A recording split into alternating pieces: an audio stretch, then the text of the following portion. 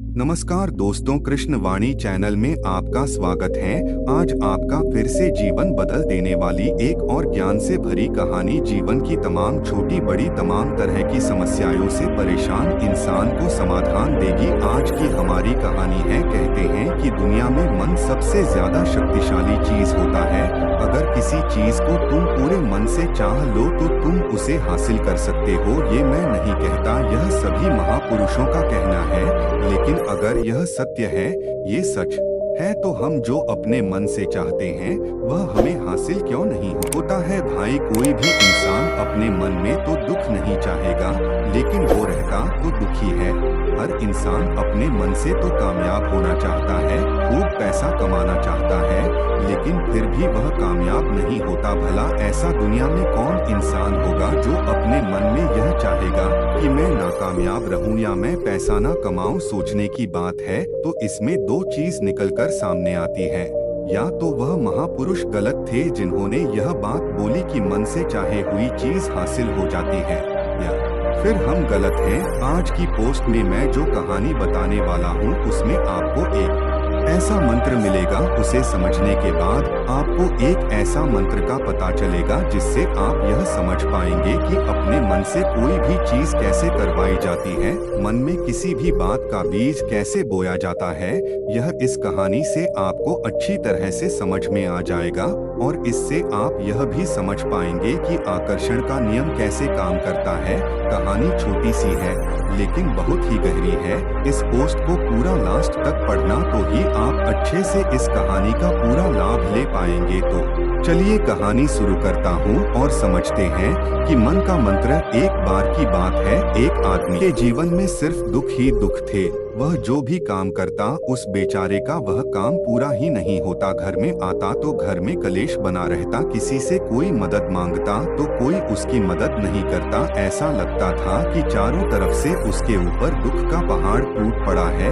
उसे समझ नहीं आ रहा था कि मैं इन दुखों से कैसे पार पाऊं। वह दिन रात यही सोचता रहता था कि अपने दुखों से छुटकारा कैसे पाना है। इसी कारण से वह रात में सो भी नहीं पाता था। उसकी आंखों के नीचे बड़े बड़े काले घेरे बन गए थे, जो इस बात का प्रतीक थे कि वह आदमी कितना दुखी है और कितना चिंतित है। कभी कभी तो उसके मन में आत्महत्या करने के भी ख्याल आते थे, लेकिन अपने परिवार की चिंता करके वह यह कदम नहीं उठा पाता। वह इतना दुखी हो गया कि उसने निर्णय किया कि वह इन दुखों से छुटकारा पाकर ही रहेगा। इसके लिए चाहे उसे कितनी ही मेहनत करनी पड़े, कुछ भी करना पड़े, चाहे अंगारों पर चलना पड़े, लेकिन इन दुखों से छुटकारा हासिल करके रहेगा। ऐसे ही एक दिन उसने अपने मित्र से पूछा कि मैं अपने जीवन को कैसे सुधारें। उसके मित्र ने उसे बताया कि तुम किसी बाबा के पास जाओ। बाबाओं के पास ऐसा मंत्र होता है जिससे सारे दुख मिट जाते हैं, जीवन खुशियों से भर जाता है और धन संपदा भी हासिल होती है। तुम किसी ऐसे बाबा को ढूंढ लो, बस तुम्हारा काम बन जाएगा। उस आदमी के मन में यह बात पूरी तरह से पक्की बैठ गई कि कोई बाबा ही मेरा दुख दूर कर सकता है, और इसीलिए उसे किसी भी बाबा के बारे में पता चलता तो वह उस बाबा के पास पहुंच जाता, उस बाबा को अपनी समस्या बताता और उससे उसका समाधान पूछता और कहता कि बाबा, मैं कुछ भी करने के लिए तैयार हूं, लेकिन मेरी इन समस्याओं से मुझे छुटकारा दिला दीजिए। आप जो कहेंगे मैं वह करूंगा, लेकिन मेरे जीवन को सुधार दीजिए। बाबा उसे कुछ टोने टोटके बताते थे करने के लिए और बदले में दान दक्षिणा ले लेते थे कि यह टोना टोटका करने के बाद तुम्हारे घर में सुख शांति बनी रहेगी। बस इस टोटके को पूरी विधि के साथ करना। वह आदमी घर लौटकर पूरी विधि के साथ टोने टोटके करने लगा, लेकिन बहुत टोने टोटके करने के बाद भी उसके जीवन में कुछ बदलाव नहीं आया। इसके विपरीत उसका जीवन और ज्यादा दुखी हो गया। जो भी बाबा उसे टोना टोटका देता था वह बदले में उससे दान दक्षिणा लेता था, जिससे उसका धन भी धीरे धीरे खत्म हो रहा था। इससे उसके जीवन में दुख और ज्यादा बढ़ गया। तब उसे लगा कि बाबाओं के पास जाने से तो मेरे जीवन में दुख कम होने की वजह बढ़ते ही जा रहे हैं, तो मुझे क्या करना चाहिए, बाबाओं के पास जाऊं या ना जाऊं। फिर एक दिन एक आदमी ने उसे बताया कि तुम अपने घर में किसी पंडित को बुलाकर हवन करवा लो, हवन होगा, घर शुद्ध हो जाएगा, कोई भी बुरी ऊर्जा होगी घर में तो वह घर से बाहर चली जाएगी। किसी पंडित को बुलाकर पूरे विधि विधान उसे मंत्र उच्चारण कराओ, हवन कराओ, जिससे घर में सुख शांति आए। उस आदमी के मन में यह बात बैठ गई और उसने एक पंडित को अपने घर पर बुलाकर हवन करवा दिया। हवन अच्छी तरह से संपन्न हुआ, बदले में पंडित ने भी अच्छी दान दक्षिणा ली और उसके बाद वह वहां से विदा हो गया। लेकिन कुछ दिनों के बाद उस आदमी को महसूस हुआ कि उसके जीवन में अभी भी कोई बदलाव नहीं आया है। अब वह आदमी पूरी तरह से दुखी हो गया और ज्यादा परेशान हो गया। अब तो उसे लगने लगा था कि मेरे जीवन में से दुख कभी खत्म ही नहीं होंगे, और यही सोच सोच कर उस आदमी का बुरा हाल हो गया था। फिर एक दिन उसे अपने मित्र से एक ऐसे बाबा के बारे में पता चला जो समाधान बताने के लिए कोई दान दक्षिणा नहीं लेता था। उस आदमी को लगा कि यह बाबा दूसरे बाबाओं की तरह नहीं हो सकता, क्योंकि यह तो दान दक्षिणा लेता ही नहीं, और अगर दान दक्षिणा नहीं लेता तो यह सच में कोई सिद्ध बाबा होगा। और यही सोचकर वह उस बाबा के पास पहुंच जाता है।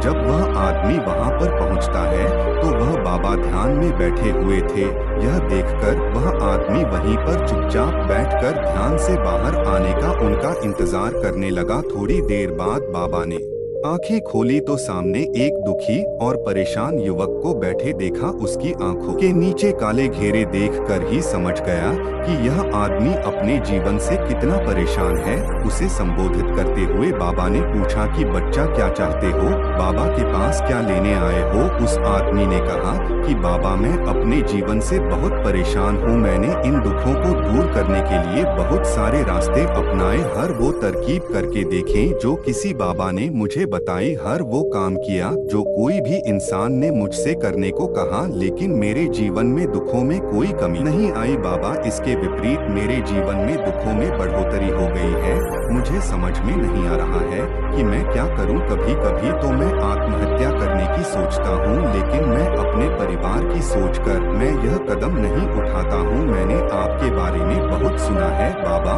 और मैं बहुत उम्मीद के साथ आपके पास आया हूं। कृपया करके मुझे कोई ऐसा मार्ग बताएं जिससे मुझे अपने दुखों से छुटकारा मिल जाए। मैं अपने दुखों से छुटकारा पाने के लिए कुछ भी करने को तैयार हूँ। आप मुझे कोई भी रास्ता बताएं, चाहे वह रास्ता कितना ही कठिन क्यों ना हो, मैं उसको पार करके रहूंगा। बाबा ने महसूस किया कि आदमी तो सच में बहुत परेशान है। बाबा ने उसकी बात सुनकर कहा कि बच्चा, दुखों को दूर करने के लिए मंत्र ऐसे ही नहीं मिलते हैं, मंत्र पाने के लिए कुछ करना पड़ता है, तुम कुछ कर सकते हो। यह सुनकर पहले तो उस आदमी ने सोचा कि यह बाबा भी मुझसे दान दक्षिणा मांगेंगे, लेकिन और कोई रास्ता ना पाकर उस आदमी ने कहा, बाबा आपको जितना भी दान दक्षिणा चाहिए मैं देने के लिए तैयार हूँ, लेकिन आपका मंत्र सच्चा होना चाहिए, वह पूरा होना चाहिए, उसका फल मुझे मिलना चाहिए। उसके बाद मैं आपको जो भी दान दक्षिणा लेना चाहते हो मैं आपको दे दूंगा। बाबा ने कहा, दान दक्षिणा तो बहुत छोटी चीज है,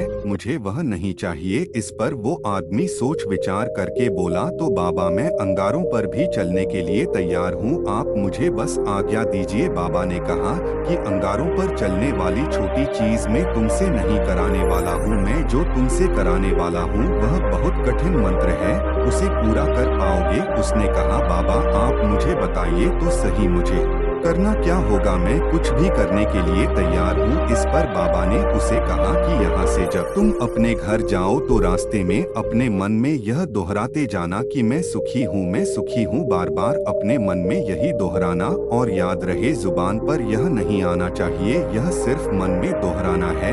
यह सुनकर वो आदमी बोला, बाबा बस इतनी सी बात, यह तो मैं चुटकी बजाते कर लूंगा, लेकिन इससे होगा क्या। बाबा बोले कि इस मंत्र को करके तो देखो, वैसे भी तुमने इतने बाबाओं के मंत्र किए हैं, तो इस मंत्र को भी करके देख लो। उस आदमी ने सोचा कि बाबा कुछ दान दक्षिणा तोले नहीं रहे हैं और छोटा सा मंत्र है, इसे तो मैं कर ही लूंगा। वो बोला ठीक है बाबा, मैं यह मंत्र जरूर करूंगा। और वो आदमी यह कहकर वहाँ से चलने लगा। लेकिन जैसे ही वह चलने लगा, पीछे से बाबा ने बोला कि बच्चा, एक बात याद रखना, जब तुम यह मंत्र अपने मन में दोहराना तो तुम्हारे मन में बंदर के विचार नहीं आने चाहिए, बंदर का ख्याल भी नहीं आना चाहिए, तो ही यह मंत्र सिद्ध होगा। आदमी बोला, मुझे तो आज तक बंदर का कोई विचार नहीं आया, तो अब क्यों आएगा? आप चिंता मत करिए बाबा, मैं बस मन में यही दोहराऊंगा कि मैं सुखी हूँ, मैं सुखी हूँ। इसके अलावा बंदर का कोई भी विचार मेरे मन में नहीं आएगा। यह कहकर वह आदमी वहाँ से चल देता है। वह अपने मन में मैं सुखी हूँ, मैं सुखी हूँ, यह दोहराता हुआ थोड़ी दूर ही चला था कि उसके मन में अचानक बंदर का ख्याल आ गया। बंदर का ख्याल एक बार आया और चला भी गया। लेकिन उस आदमी ने सोचा, आज तक तो मुझे बंदर का कोई भी विचार नहीं आया, यह आज बंदर का विचार क्यों आ गया? और ऐसे करके उसने उस बंदर के विचार को पकड़ लिया और यह भूल गया कि मुझे क्या मंत्र दोहराना है। और वह बंदर के बारे में सोचने लगा। जब थोड़ी देर बाद फिर से उसे होश आया तो वह फिर से अपना वही मंत्र दोहराने लगा जो बाबा ने उसे बताया था, मैं सुखी हूँ, मैं सुखी हूँ। लेकिन अचानक से उसे एक बंदर दिखाई दिया और यह देखकर फिर से उसके मन में बंदर का विचार उठ गया। और यह देखकर वह इस विचार को बाहर फेंकना चाहता था और वह चाहता था कि मेरे अंदर किसी तरह से बंदर का विचार न आए। लेकिन उसे तो सामने बंदर ही दिखाई दिया। ऐसे ही जद्दोजहद करते करते घर पर पहुंचा और घर पर पहुंचने के बाद अपनी पत्नी को कहा कि हे बंदरिया, मुझे खाने में बंदर परोस दो। और जब उसे एहसास हुआ कि उसने क्या बोल दिया तो वह अपने बाल नोचने लगा और दीवारों में सर मारने लगा कि आज तक मुझे बंदर का कोई भी विचार नहीं आया और आज मुझे यह क्या हो गया है कि मुझे हर जगह बंदर ही बंदर नजर आ रहे हैं। यह कैसी माया है? यही सोच सोच कर वह आदमी रात भर सो नहीं पाया। रात भर करवटें बदलते रहा और सुबह उठकर सीधे उसी बाबा के पास पहुंच गया और उसके चरणों में गिरकर कहा कि बाबा, पता नहीं क्या चमत्कार हो रहा है, आज तक मुझे बंदर का कोई विचार नहीं आया, लेकिन कल से जब से आपने मुझसे कहा कि बंदर का विचार नहीं आना चाहिए, तब से मुझे हर जगह बंदर ही बंदर नजर आ रहे हैं। उस आदमी ने कहा कि बाबा, मुझे तो आपके पीछे पेड़ पर बैठा बंदर केले खाते हुए दिखाई दे रहा है, यह हो क्या रहा है बाबा? यह सुनकर बाबा हंसने लगे। हाँ हाँ हाँ हाँ बच्चा, मन का जाल एक ऐसा जाल है जिसे समझ पाना इतना आसान नहीं है। बंदर तो तुम्हारे रास्ते में पहले भी आते थे। जब तुम मेरे पास आए थे तो इन्हीं पेड़ों पर यह बंदर घूम रहे थे, लेकिन तब तुम्हारे ध्यान में यह बंदर नहीं था, तब तुम्हारे ध्यान में सिर्फ दुख थे। इसके बाद बाबा ने उसे बताया कि बच्चा, हम जिस चीज से भी दूर भागना चाहते हैं वही चीज हमारे मन में बहुत गहरे में प्रविष्ट हो जाती है। यह बोलने से कि मैं सुखी हूँ, मैं सुखी हूँ, हम सुखी नहीं होंगे जब तक यह मंत्र हमारे अंतर्मन में प्रविष्ट नहीं होगा।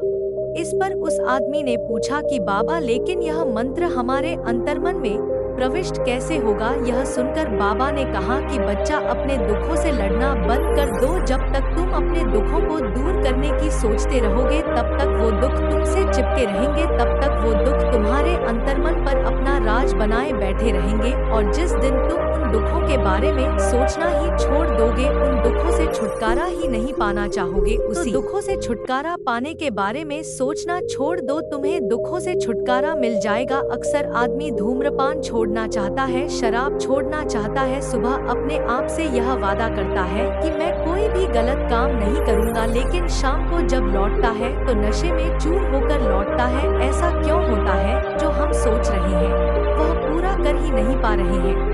असल में हम उस चीज को बहुत ज्यादा तवज्जो दे रहे हैं, उस चीज को बहुत ज्यादा अहमियत दे रहे हैं। जब भी हम उस चीज को छोड़ने के बारे में सोचते हैं